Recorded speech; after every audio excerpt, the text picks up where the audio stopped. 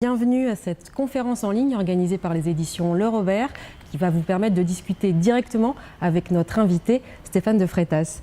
Alors vous êtes plus de 800 inscrits, 800 personnes potentiellement derrière votre écran pour assister à cette rencontre en direct.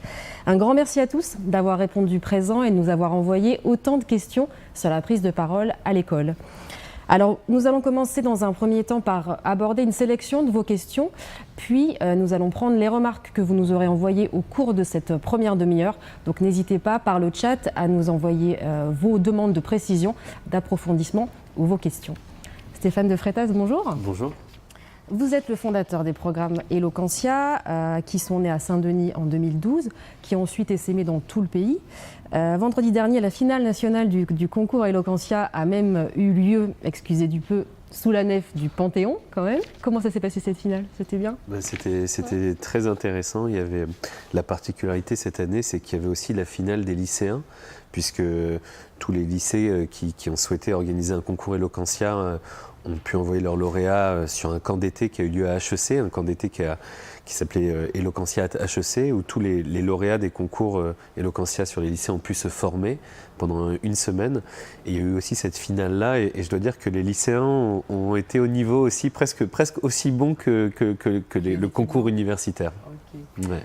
Alors, les programmes Eloquentia, on les connaît aussi à travers Eddy, Leïla, Eladj, les personnages de votre documentaire à voix haute, les étudiants justement de la fac de Saint-Denis que vous avez suivi en 2015. Et vous avez publié en août dernier, au Robert, le livre « Porter sa voix ». Je montre à l'écran « Porter sa voix, s'affirmer par la parole ». Alors, tous les deux, on se connaît. Pour ce livre, justement, moi, j'ai recueilli entre autres la parole d'enseignants. Et ce qui ressortait à chaque fois chez eux, et les questions qui nous ont été envoyées le montrent bien, c'est qu'il y a une vraie demande de transmettre ces questions autour de l'oralité à leurs élèves, une vraie envie, mais ça reste un domaine qui est méconnu pour eux. Vous, Stéphane, vous avez formé près de 3000 jeunes, je crois, en France, aussi bien à la fac, mais aussi au collège, au lycée et à l'école primaire depuis peu, à la prise de parole éducative, ce que vous appelez la prise de parole éducative. Qu'est-ce que c'est en quelques mots, la prise de parole éducative? Alors, sur les écoles élémentaires, on commence. Là, on commence en tout début d'année. On a eu quelques expérimentations cette année, mais on va approfondir ça en 2019. Alors, la prise de parole éducative, moi, j'ai longtemps réfléchi à un terme pour se démarquer de l'éloquence. Parce que l'éloquence, on entend aujourd'hui, c'est un peu la mode. Alors peut-être dans la foulée d'À voix haute et peut-être d'autres initiatives aussi, il y a eu un intérêt. Mais j'ai vu pointer de plus en plus dans l'actualité la nécessité de faire de l'éloquence. Or moi, l'éloquence, je ne sais pas ce que c'est. Je ne sais pas dire si c'est une science. C'est sans doute beaucoup plus un art, en ce sens que pour moi il est indicible. Et comme l'art, c'est quelque chose qui s'apprécie avec sa sensibilité. Et pour moi l'éloquence, c'est surtout une résultante. C'est quand une personne est centrée, qu'elle sonne juste, que ce soit une femme, une jeune fille, un garçon, quelqu'un de fort qui a la voix grave, quelqu'un qui a la voix aiguë, peu importe. C'est lorsqu'une personne est alignée, centrée, dans ce que j'appelle sa congruence. C'est-à-dire que lorsque ses idées, ses convictions, ou ses rêves, ou ses préjugés, peu importe, mais ce qu'elle ressent au fond de son cœur, de ses tripes peut-être, le cœur c'est pas encore là, mais au fond de ses tripes, de son cœur, qu'elle arrive à l'intellectualiser, à comprendre pourquoi elle pense comme ça, quel est le cheminement de sa pensée, à l'intérioriser, puis ensuite à structurer son argumentaire, à organiser, à en dégager les principales idées, les arguments, parce qu'il y a différents types d'arguments pour défendre une idée. Ça peut être un argument de droit, un argument de fait, un argument de logique, et de réussir à mettre un exemple pour chaque type d'argument.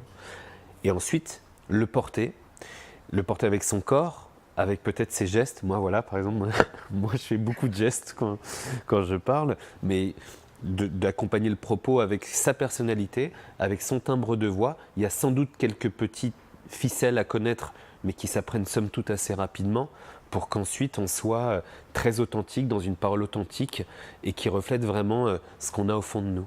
Et l'apprendre donc en classe, l'apprendre aux élèves, ce serait ça la prise de parole éducative? Voilà, le terme la prise de parole éducative, pour consacrer en fait deux choses.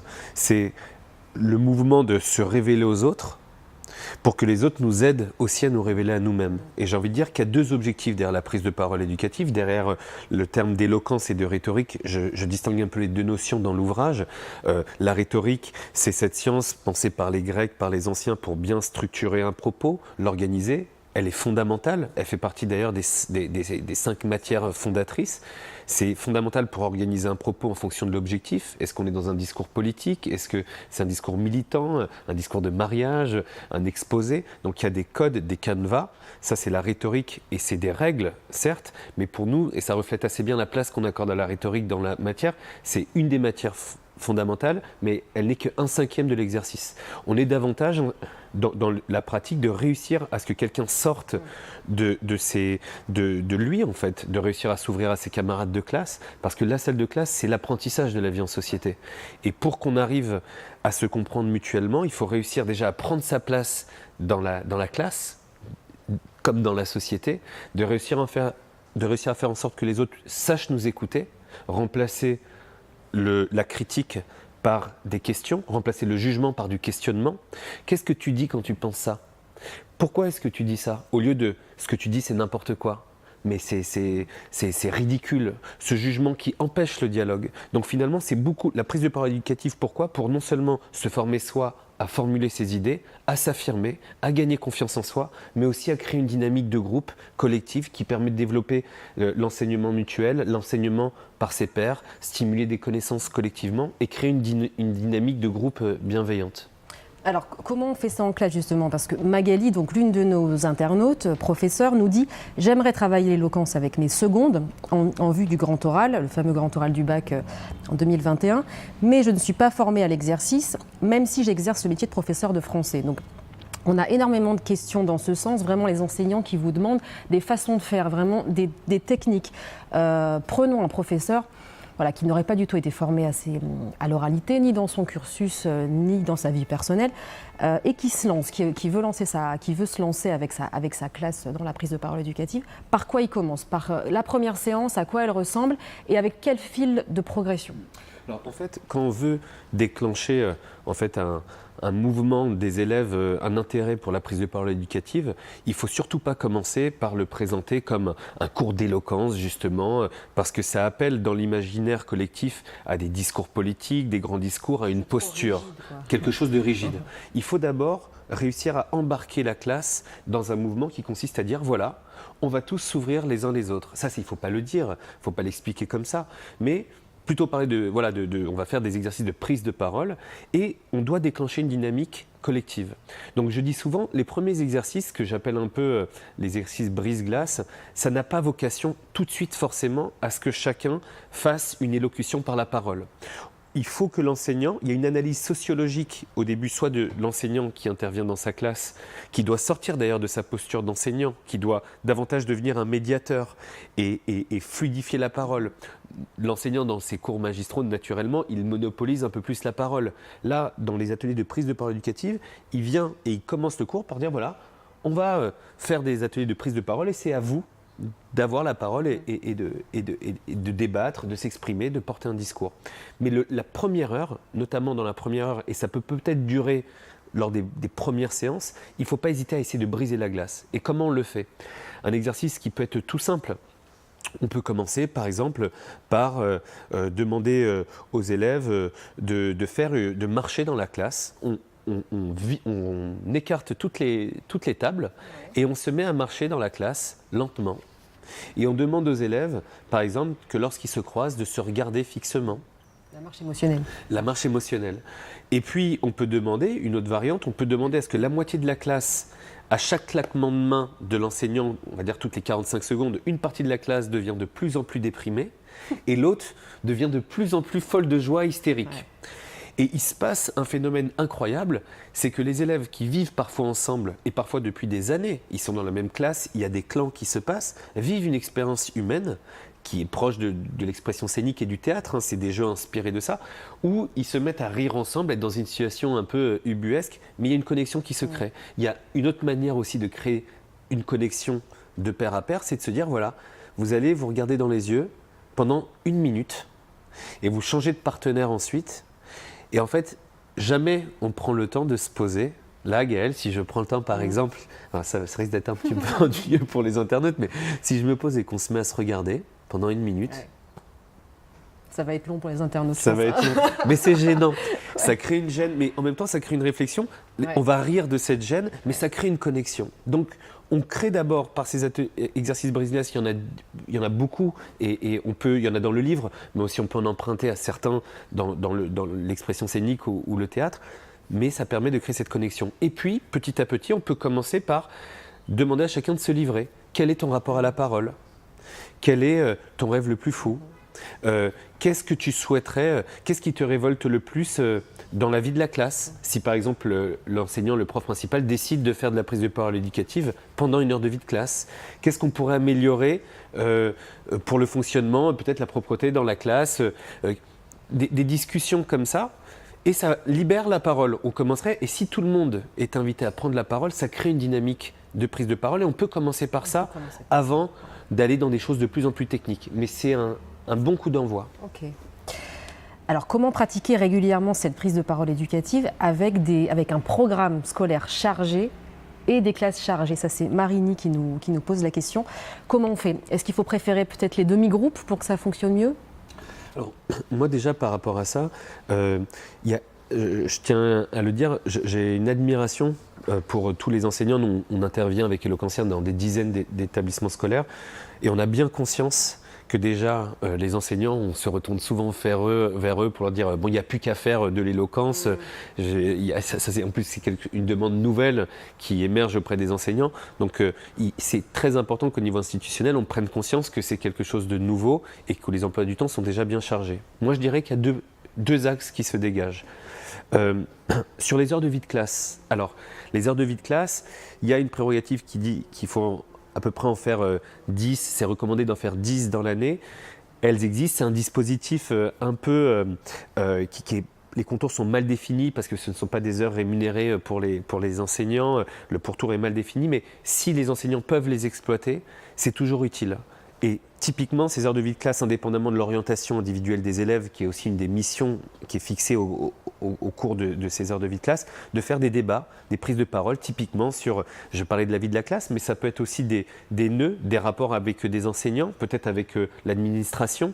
Et moi, président de mon collège, je changerais un exercice qui est le moi président, typiquement, moi directeur de l'école, je changerais le calendrier des vacances, je changerais le programme scolaire sur ce sujet d'histoire, j'aborderai tel sujet.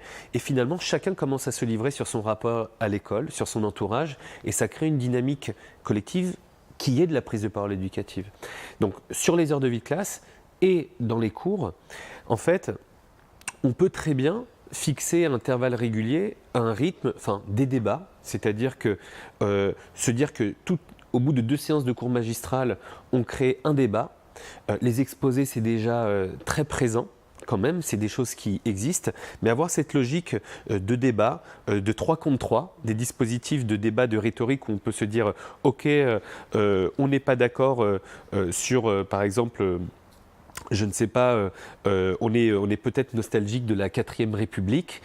Pourquoi certains vont être pour, d'autres non, et on fait un 3 contre 3 ou un débat mouvant. Un débat mouvant, c'est simple, c'est on prend la classe entière, on met 2 orateurs l'un face à face, et tout le reste de la classe, en fonction des arguments qui sont avancés par l'un et par l'autre successivement, pivote pour montrer qu'il soutient plutôt un des 2 orateurs vers un candidat et vers l'autre, et ça permet de faire un débat où tout le monde est attentif, ça travaille l'argumentation, c'est ludique et ça fait vivre le contenu de la matière. Donc la prise de parole éducative peut être un outil, ça c'est un instrument, pour aussi que les élèves expérimentent la matière, qu'ils ne soient pas uniquement dans l'écoute de l'enseignant, passif. On l'a observé, nous, avec tous les enseignants avec lesquels on discute, les élèves, il y a des problèmes de concentration qui augmentent, peut-être aussi avec le numérique à l'école, il y a une envie d'interactivité. On est quand même une jeune génération qui est habituée à prendre la parole sur les réseaux sociaux, à interagir.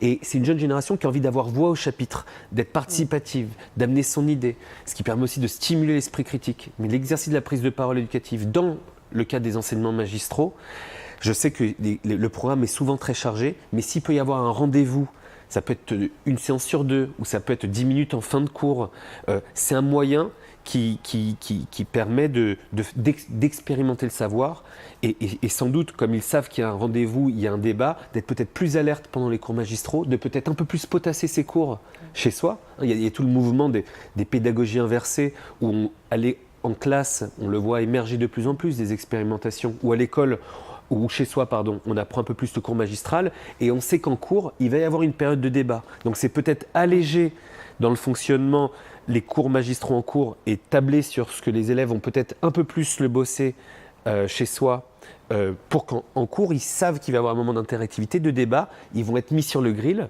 ils le savent, mais ça va finir par leur plaire, et peut-être, voilà, ça c'est des possibilités. Évidemment, il n'y a pas de règles, les classes sont différentes, la pédagogie inversée, ça peut marcher dans certains contextes, moins dans d'autres, donc ça c'est évidemment à l'enseignant de trouver le bon équilibre. On a beaucoup de questions sur les élèves timides. Donc lever les blocages de la timidité, c'est un préalable à la parole, mais qui est parfois vraiment très difficile pour les enseignants. On a Athénapolis qui nous dit « Au-delà de capacité d'expression et d'argumentation, les élèves éprouvent un grand stress à l'oral. Ils n'arrivent pas toujours à déterminer d'ailleurs pourquoi, timidité, mauvaise estime d'eux-mêmes, peur des autres. » Elle vous demande comment faire en classe pour les aider à surmonter ce malaise. Comment on remplace la peur par du plaisir, finalement. Bien sûr. Une fois qu'en fait, déjà, dans cet exercice brise-glace, quand on sent que ça y est, tout le monde n'a plus peur du ridicule, on a fait par exemple des jeux, celui de se regarder dans les yeux, qu'on a réussi à envoyer ce message que chacun doit s'ouvrir.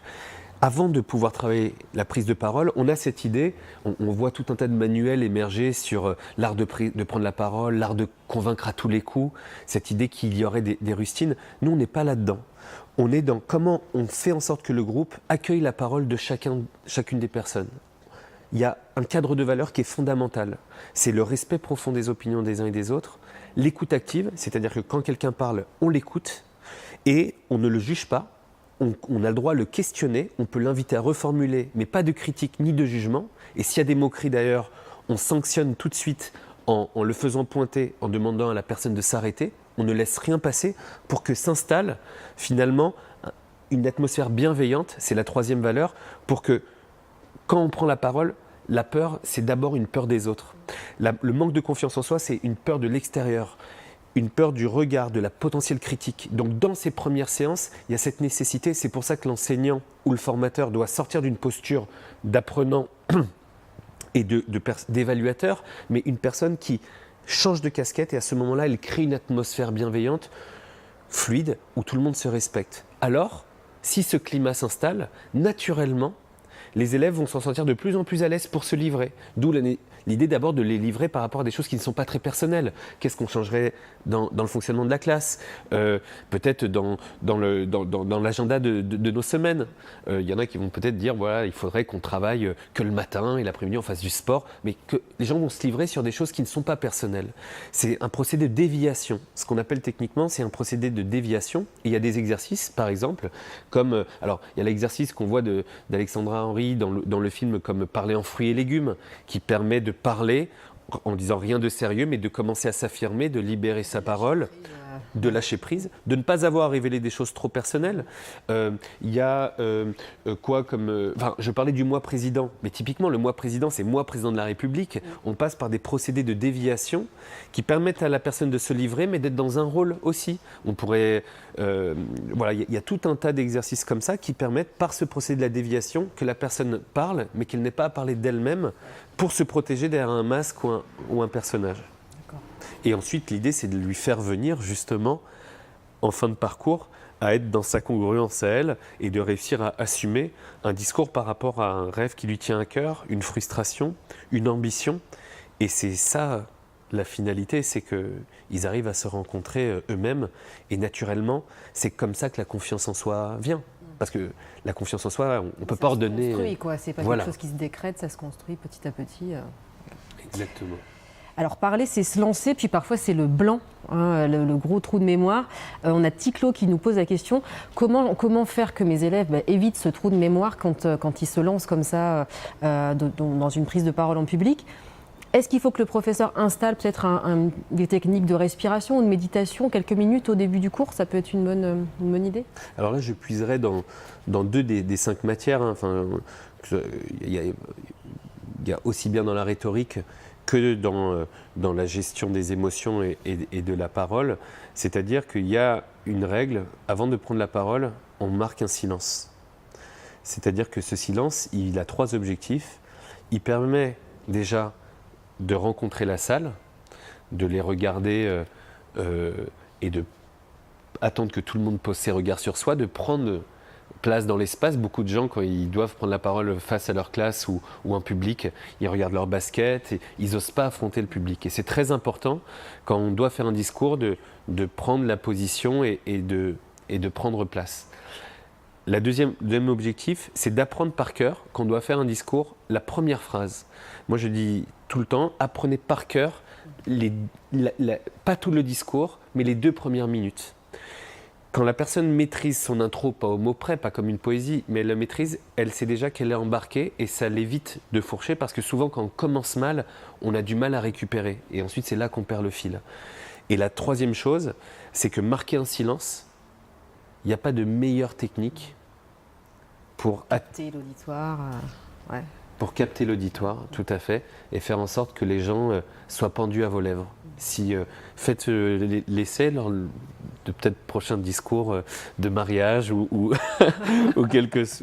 peu importe, mais si vous marquez un silence, il peut être de 20 secondes, mais ça va être un silence assourdissant, justement, où tout le monde va être pendu à vos lèvres, et c'est le meilleur moyen de capter l'attention de tout le monde.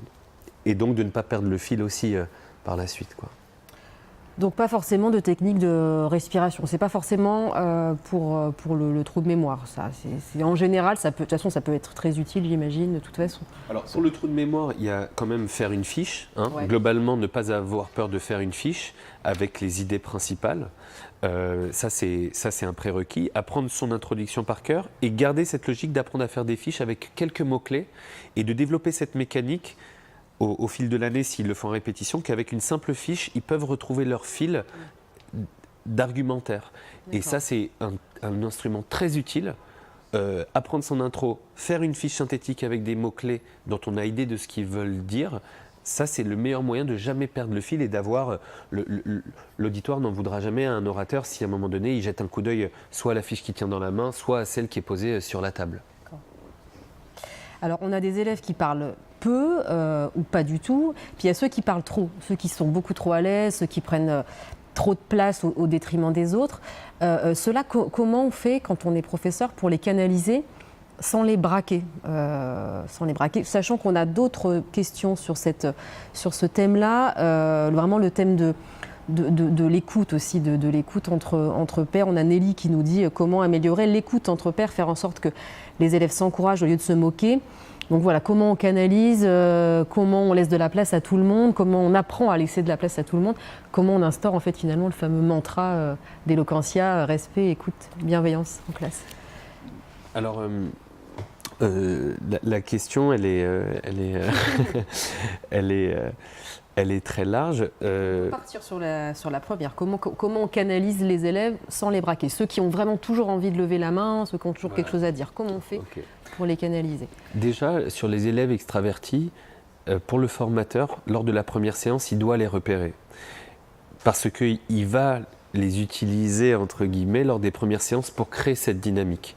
Souvent, dans une classe, la majorité des élèves, pas toutes, hein, ça dépend des classes, mais dans beaucoup de classes, les élèves auront du mal à s'ouvrir. Si on dit allez, on va faire de la prise de parole, on va faire des exercices de prise de parole, c'est pas naturel. On est quand même dans un système scolaire, une tradition ancienne, même si beaucoup d'enseignants ont déjà pris le virage de l'oralité et ont ressenti déjà que cette jeune génération avait besoin d'interagir, de parler, qu'elle avait plus de difficultés à être statique, c'est quelque chose de sociologique. On observe cependant que quand il s'agit de se dire allez, on va tous se parler, on va faire un débat tous ensemble, il y a moins de volontaires que de personnes extraverties. Donc quand il y en a au début, c'est précieux parce qu'elles vont donner l'exemple. La difficulté, c'est une fois qu'on a créé cette dynamique collaborative ou quand on doit faire un débat mouvant, je parlais du débat mouvant, c'est toujours les mêmes qui veulent être les personnages principaux.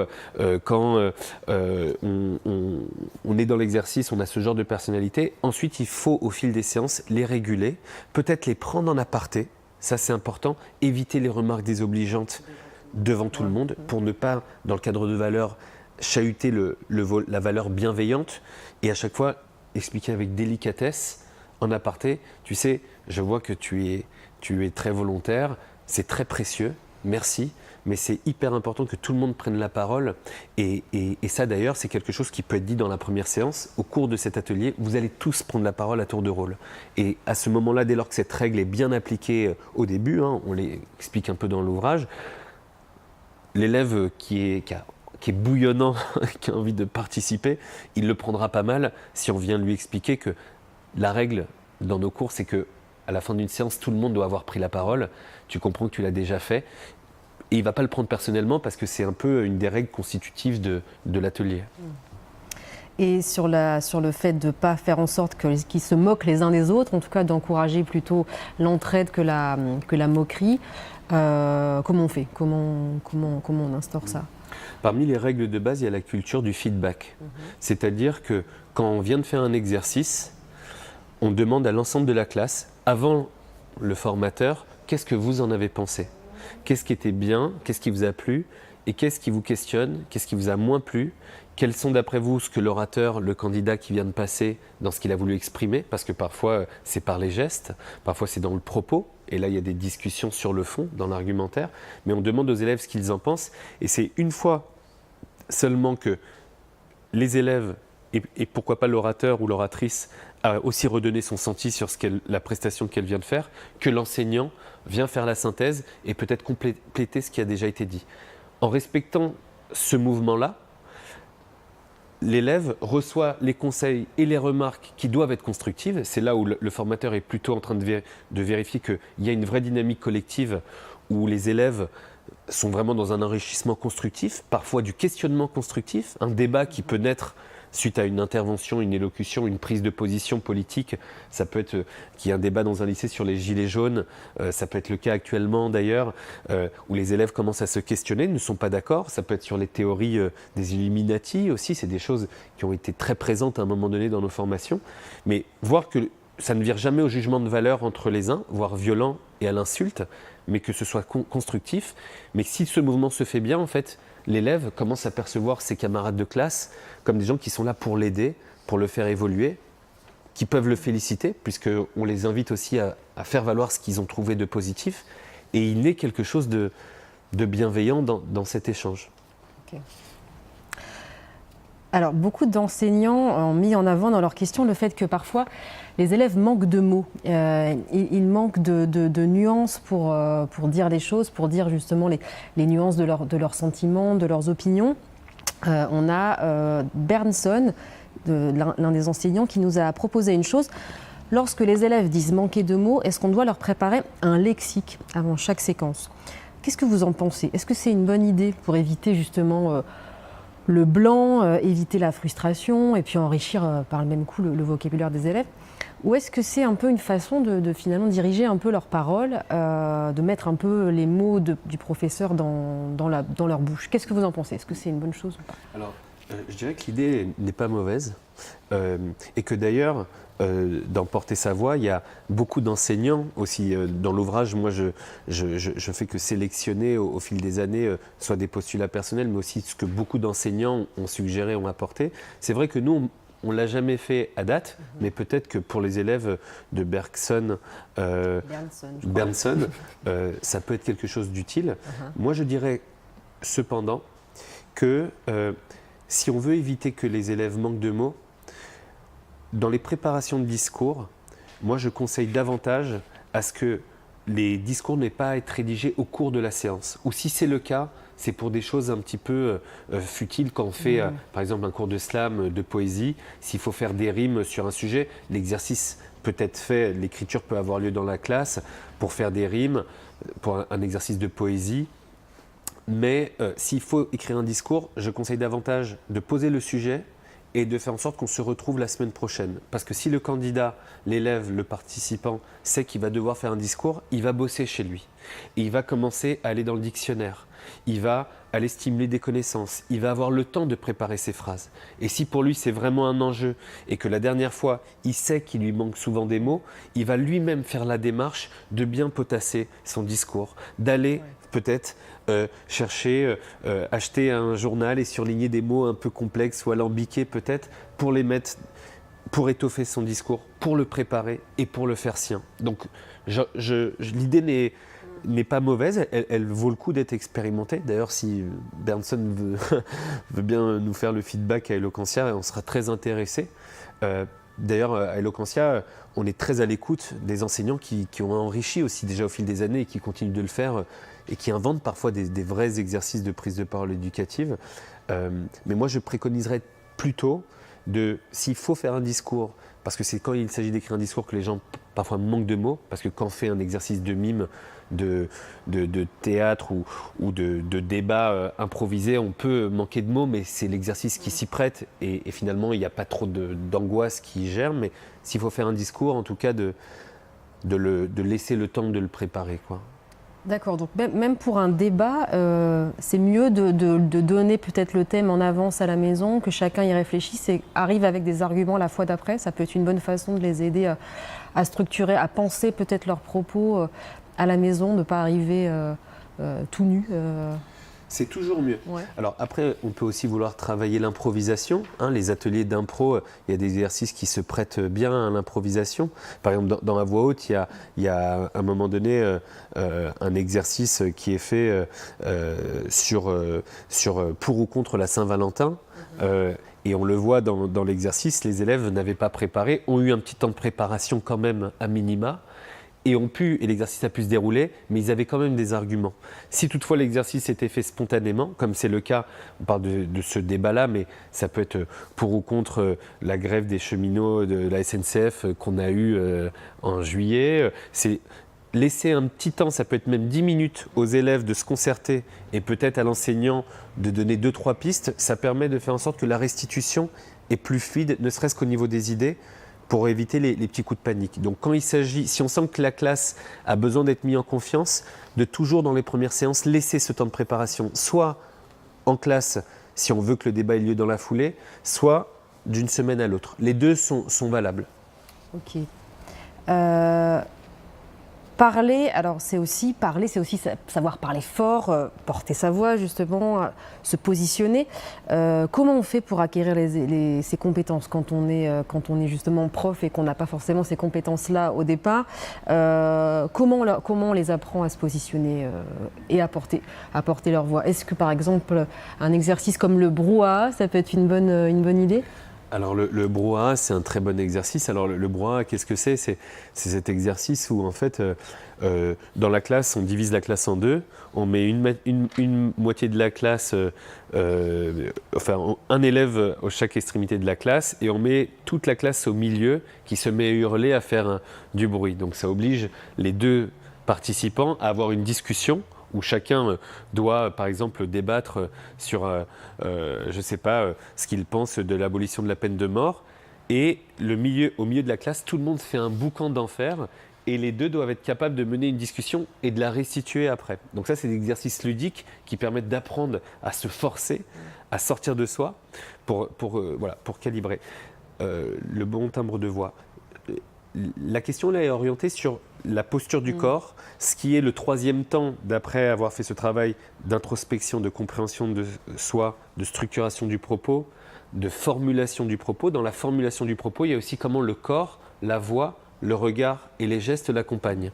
Donc sur ce volet-là, et c'est vrai, à ma connaissance, quand on passe le CAPES, il n'y a pas aujourd'hui d'atelier de prise de parole.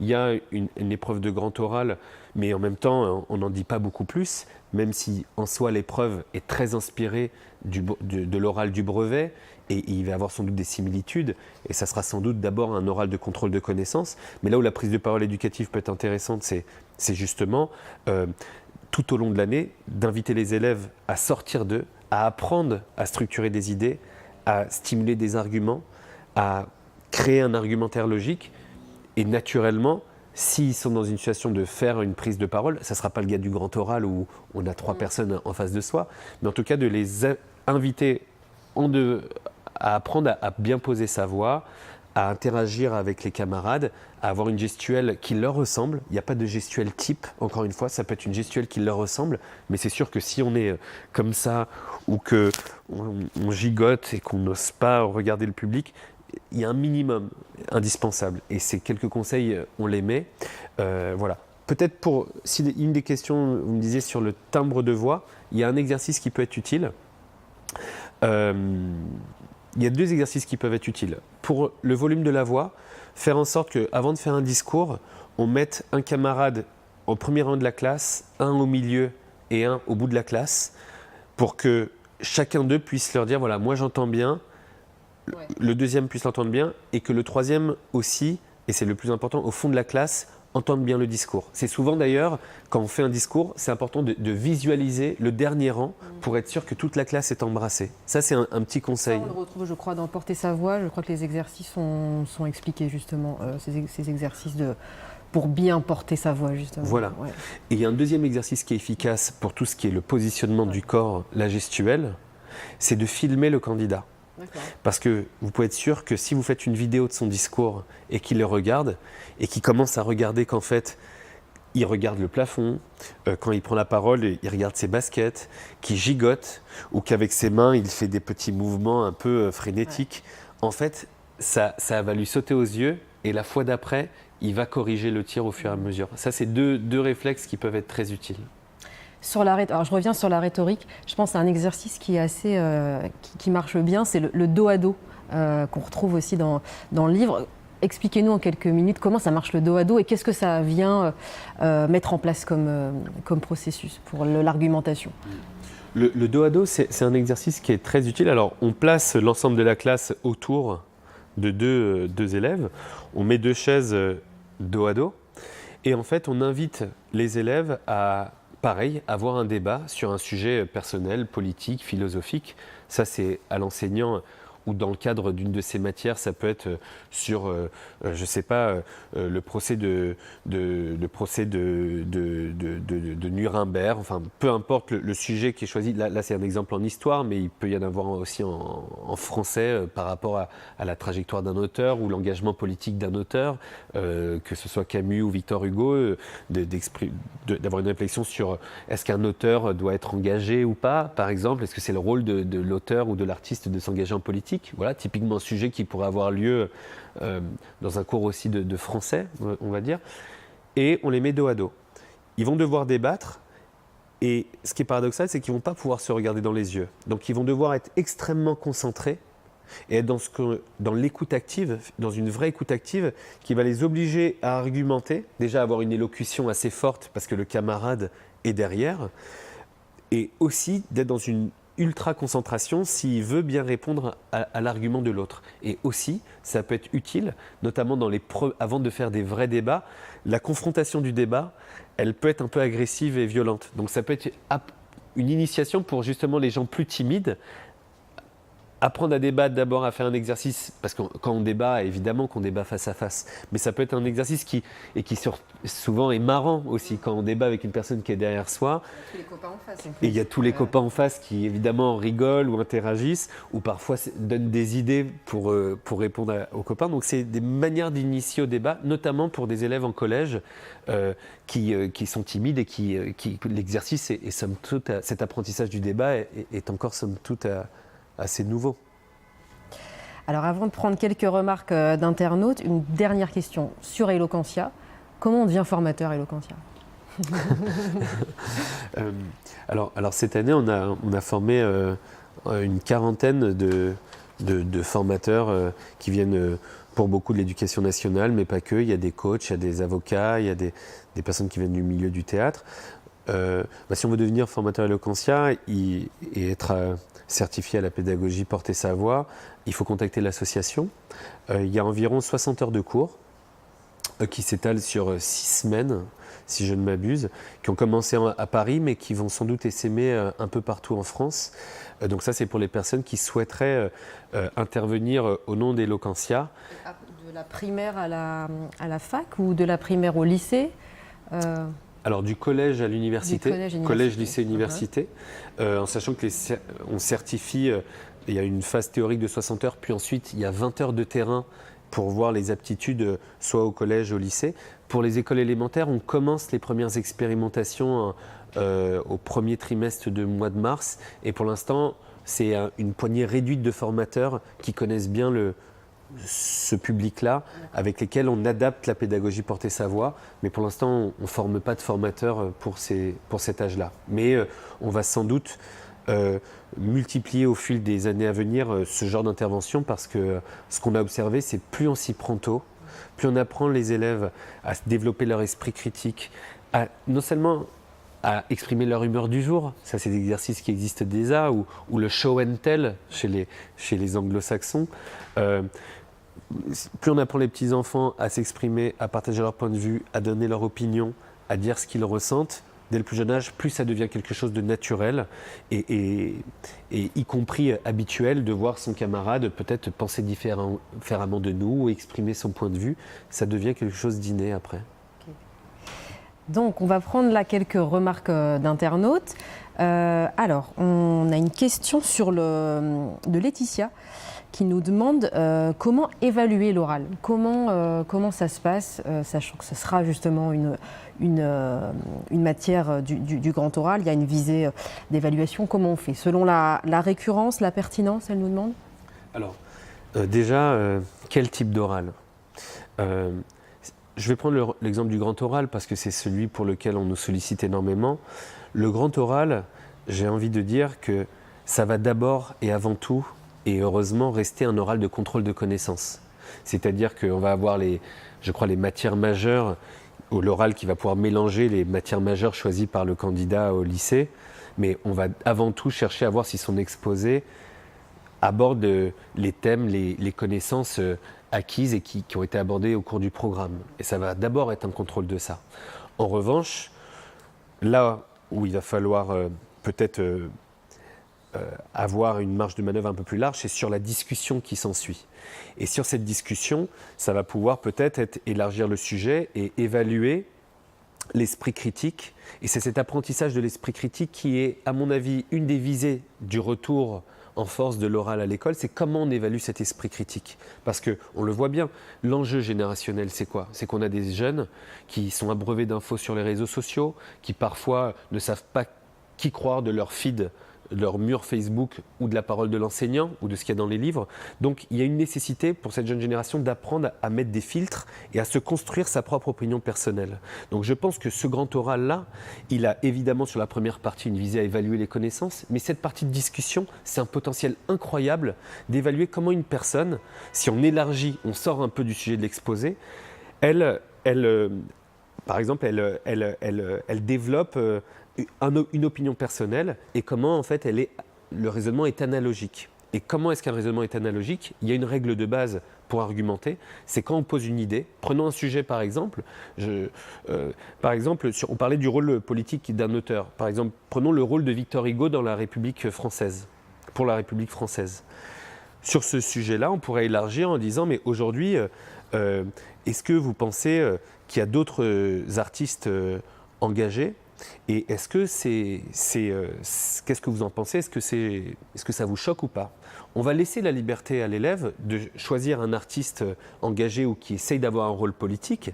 Je ne sais pas, par exemple, il y a un artiste qui me vient, c'est Kali, qui a fait beaucoup de sorties politiques à un moment donné, et inviter l'élève à expliquer, poser son idée. Oui, je pense que c'est quelque chose de nécessaire. Non, ce n'est pas nécessaire. Libre à lui d'exprimer son point de vue, mais de voir quels sont les arguments qu'il pose. Oui, c'est nécessaire. Pourquoi? Aujourd'hui, les artistes sont plus suivis. Un chanteur est plus suivi qu'un auteur ou qu'un philosophe. Il a plus de followers. Donc, on veut faire changer la société, les artistes doivent faire des pétitions pour appeler à la conscience sur la crise environnementale. C'est indispensable et c'est leur rôle. Non, aujourd'hui, un artiste, c'est d'abord quelqu'un qui est là pour faire vivre des émotions, pour rester dans son art. Et des philosophes sont là pour penser la société, des sociologues aussi, des politiques, c'est leur métier. Et si on commence à laisser des artistes avoir plus d'influence politique parce qu'ils font un tweet ou un post sur des réseaux sociaux, on banalise, on vulgarise, on confond, on trouble en fait la vie politique par des idées qui peuvent être futiles ou peu sérieuses et peu structurées. Donc les deux pistes sont possibles, mais ce qui va être intéressant, c'est de voir comment la personne pose son idée, quels sont les différents types d'arguments qu'elle met, donc un argument de fait, logique. Il y a une grille d'évaluation. Ce serait d'objectiver, de finalement peut-être se détacher de l'opinion personnelle ou de l'opinion que l'élève porte et de respecter ça, mais de voir comment la personne le construit en posant son idée, en tiquant par exemple qu'il y a eu un argument économique dans ce qu'elle avançait, il y a eu un argument de droit, un argument de fait, voir la typologie, à quel type d'argument, à combien de types d'arguments différents la personne a recours et quelles sont les illustrations. Est-ce que l'illustration est pertinente ou pas? Est-ce que l'exemple qu'elle choisit pour illustrer, parce qu'un argumentaire cohérent, on dit souvent ce qui se conçoit bien s'énonce clairement. Donc pour bien concevoir et énoncer clairement, il y a une logique, il y en a différentes, mais il y a cette idée sur laquelle on pose une idée. On peut avoir pour défendre une idée différents types d'arguments et pour chaque type d'argument, un exemple probant. Donc, évaluer ce cheminement-là, c'est évaluer qu'une personne a un esprit critique, cohérent, qui se tient ou qui se tient moins bien, et l'évaluer, ça, je pense que ça, c'est intéressant. Prof collège, alors nous demande comment les professeurs des différentes disciplines peuvent-ils travailler cette prise de parole. Donc, je pense ensemble, comment on fait chacun dans sa discipline pour ne pas rester justement dans sa salle de classe, mais pour créer une vraie transdisciplinarité entre les professeurs et que justement ça puisse ne pas simplement être l'apanage d'un, mais que tout le monde, toute l'équipe pédagogique s'en empare. Comment on fait? C'est pas évident, question de fin de conférence. C'est pas évident, mais en même temps la question est tellement pertinente. On demande notamment dans le cadre du grand oral de mélanger deux matières majeures pour derrière évaluer un exposé qui devra mélanger ces matières-là. Donc la question est excellente. Je vais prendre beaucoup de précautions parce que j'ai sans doute pas la solution. Alors je vais dire dans le meilleur des mondes, ce qui serait super, c'est que on puisse faire en sorte que dans les matières fondamentales, dans les matières principales, les élèves puissent défendre régulièrement, faire des exposés régulièrement dans cette matière principale, peut-être aussi commencer tout au long de l'année à préparer l'exposé qu'ils devront présenter en fin d'année, même si on est dans la classe de l'enseignant ou dont le sujet ne traite qu'une des deux matières principales, ou plus s'il y en a d'autres, mais qu'en fait cet enseignant soit ouvert à ce que l'exposé, même s'il aborde des champs où lui est moins compétent, que lui puisse évaluer la sienne, et que vice-versa dans l'autre classe, et que ce sera aussi à l'élève, si on l'invite à préparer son oral et qu'il aborde des matières différentes, que l'élève aussi lui puisse recouper individuellement ce que lui dit chaque enseignant et qui puisse tirer le meilleur des conseils de chacun des enseignants. Encore une fois, la question est très bonne et je pense que l'éducation nationale va devoir aussi trouver des solutions de ce type-là. Mais je trouve que responsabiliser l'élève, c'est aussi intéressant. C'est-à-dire qu'il porte son exposé, par exemple, dans son cours de français. Il le porte aussi dans son cours d'histoire, dans le cas où ce serait, je ne sais pas, ces deux matières principales, on va dire. Il recoupe les conseils de chacun de ses enseignants, et même si l'enseignant n'est pas compétent ou moins compétent que l'autre sur une partie de l'exposé, il peut lui livrer son ressenti, mais se garder de lui donner des conseils trop sévères sur le fond et laisser à l'élève le présenter à son autre enseignant pour la partie qui le concerne. D'accord. François, alors je pense que François va terminer cette étape de questions d'internautes. Voilà, il nous remercie pour la conférence. Nous vous remercie pour la conférence et il nous dit que voilà, sans aucune formation a priori, pensez-vous qu'il est possible de se former seul et de mettre rapidement en œuvre un module en classe? Alors, avec le livre, est-ce qu'avec le livre, on peut s'en saisir et se dire je suis professeur, j'ai envie de me lancer est-ce que c'est possible? Comment ça se passe? Pour moi, c'est hyper important. Il y a un devoir de netteté intellectuelle sur ça. Donc, et d'autres, évidemment. Évidemment voilà. On parle du livre, mais... Il y a le livre. Je me demande d'ailleurs, quels ouvrages conseillez-vous pour se former? Alors déjà, il y a une chose, c'est qu'effectivement, on demande maintenant aux enseignants de se mettre à former à l'éloquence. Et là, je vais dire ce terme parce que c'est celui qui est consacré, j'ai vu notamment dans les circulaires, là, à la rentrée, où il me semble que les élèves de 3e vont devoir avoir une demi-heure par semaine d'éloquence, c'est le terme consacré. Encore une fois, moi je dis attention à ce terme-là, parce qu'il ne faut pas que ce soit assimilé à de la rhétorique, à l'art de convaincre, à du plaidoyer. Je milite, et je le dis à l'Éducation nationale aussi, qu'il faut faire attention avec ce terme, parce qu'on n'est pas là pour former au sophisme, même si le sophisme a un mot détourné, parce que c'était l'art de discuter de la société au lieu d'y aller par la violence et les mots. C'est l'art du débat, mais il ne faut surtout pas apprendre à débattre et à dire tout et son contraire. Ça ne doit pas être ça la philosophie des formations à la prise de parole éducative. Mais en tout cas, il y a quelque chose qui est fondamental, c'est qu'on a tous un rapport à la parole différente. Et moi, j'ai pu rencontrer beaucoup d'enseignants et des enseignants qui eux-mêmes n'ont pas été formés au cours de leur scolarité à se livrer, à s'ouvrir. C'est particulier d'inviter les jeunes à devoir s'extérioriser, argumenter, débattre, se questionner. Et il y a quelque chose qui relève aussi du parcours personnel de l'enseignant. En fait, il faut que l'enseignant, lui, puisse prendre du recul sur sa propre oralité, peut-être qu'il puisse être conscient peut-être de ses forces, parfois de ses faiblesses. Et c'est sûr que c'est toujours intéressant de pouvoir, avec les collègues, si c'est possible, faire un atelier entre eux, avoir peut-être un expert de la prise de parole. Alors, que ce soit Eloquentia, mais aujourd'hui il y a plein d'autres initiatives. Ça peut être aussi un prof de théâtre qui peut-être se familiariserait à la prise de parole éducative, mais que les profs, entre eux, puissent être encouragés à s'entraîner, de faire 1 ou 2 ateliers entre eux pour voir à quel point parfois ça peut être dur de s'exprimer même devant des collègues, de livrer quel est son rêve le plus fou. De commencer par eux-mêmes, finalement. De commencer par eux-mêmes. Ce serait le conseil à leur donner, dans le meilleur des se lancer d'abord eux. Voilà, dans le meilleur des mondes, c'est de l'expérimenter soi, parce qu'ensuite, comprendre pourquoi un élève n'arrive pas à tenir un regard quand il s'agit de lui dire qu'est-ce qui le révolte le plus, est-ce qu'il a le sentiment que sa religion est discriminée? C'est compliqué de parler de soi, de s'ouvrir. Et pourtant, c'est le b.a.-ba pour réussir derrière à être plus à l'aise dans l'argumentaire. C'est la première étape. Donc, que ce soit un prof de théâtre, que ce soit des formateurs Eloquentia, mais qui puissent, eux, vivre d'abord un atelier, ça, c'est dans le meilleur des mondes, c'est la meilleure étape. Et ensuite, dans un deuxième temps, l'ouvrage donne évidemment des bases, mais ça va venir aussi beaucoup avec la pratique. Et que en fait vraiment c'est quelque chose qui au début peut faire peur, mais à force de le pratiquer d'année en année, de faire des exercices, des débats, et puis quelque part pendant l'atelier de prise de parole, c'est aux élèves de prendre la parole.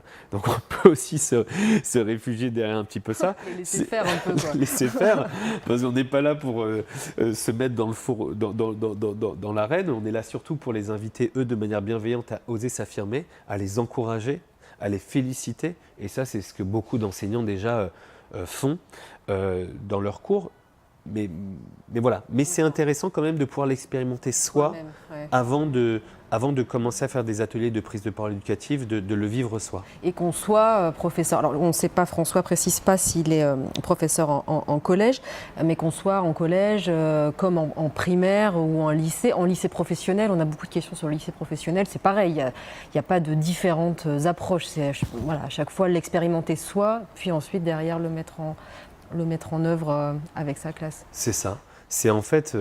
à travers la prise de parole éducative, en fait, on fait de l'éducation au savoir-être, en réalité, qui derrière permet, à travers porter sa voix, on cherche à stimuler les connaissances du collectif, de l'individu quand il va faire son discours, on cherche à développer la créativité, on cherche à développer de l'introspection, on cherche à travailler la structuration du propos, à développer la gestion du corps, de ses émotions. C'est les 6 axes de travail de porter sa voix, donc c'est quelque chose qui a été assez absent de la formation des enseignants jusqu'à présent. Donc c'est important qu'eux puissent comprendre qu'est-ce que c'est la peur du jugement, de l'expérimenter. Parce que ça peut être une chose d'être dite, mais de l'expérimenter, ça aide sans doute après à un peu mieux comprendre les barrières et les blocages que parfois les élèves vont être invités à franchir lorsqu'il va être question de faire un exposé ou de faire un oral lors d'un examen. Ok. Merci beaucoup Stéphane, merci. On arrive au terme de ce rendez-vous. Merci à tous de nous avoir suivis. Merci beaucoup, encore une fois Stéphane, d'avoir répondu à nos questions. Je rappelle le titre du livre et je vous le remontre. Porter sa voix, s'affirmer par la parole. Ouais, j'aimerais juste ajouter, s'il y a des enseignants qui souhaitent organiser des concours Eloquentia dans les collèges et les lycées, à partir du mois de janvier, donc l'association Eloquentia va mettre à disposition des kits pour que des concours Eloquentia puissent naître dans des collèges et dans les lycées. Pour les lycéens, tous les lauréats seront invités sur le campus d'HEC pour une summer school à nouveau pour être formés à la pédagogie porter sa voix. Les lauréats, les meilleurs orateurs, les meilleurs candidats lycéens participeront à la finale nationale Eloquentia. Et pour les collèges, on met en place actuellement une journée un peu dans le même genre. Ce sera peut-être 2 jours où tous les lauréats des concours Eloquentia des collèges de France pourront eux aussi bénéficier d'une petite formation et les meilleurs participeront à la finale nationale Eloquentia. Donc s'il y a des enseignants qui ont l'envie de mettre en place des concours Eloquentia, qui peuvent être la finalité de la formation aussi, qui peuvent être aussi quelque chose qui motive les élèves à se dire on va faire de la prise de parole éducative pour participer au concours de l'école, même si le gagnant, finalement, on s'en moque un petit peu. Ce qui est important, c'est que chaque élève ait envie de participer à une Olympiade. L'aspect concours est un peu complémentaire de la formation parce qu'il motive beaucoup de gens à participer. Et ceux qui n'ont pas envie sont libres de ne pas le faire, mais ça crée toujours un petit engouement. Émulation saine. On les trouve où, ces kits ? Alors, ces kits sont disponibles auprès de l'association. Donc, s'il y a des enseignants qui sont intéressés, des directeurs d'école, ils peuvent contacter directement Eloquentia, l'association, et à partir du mois de janvier, on donnera ces kits pour mettre en place les concours et l'accompagnement de ces concours. Okay. Merci encore Stéphane. Merci à vous de nous avoir suivis, merci pour toutes vos questions. Vous pouvez retrouver ce live sur le site des éditions Le Robert. Merci beaucoup, bonne journée et à bientôt.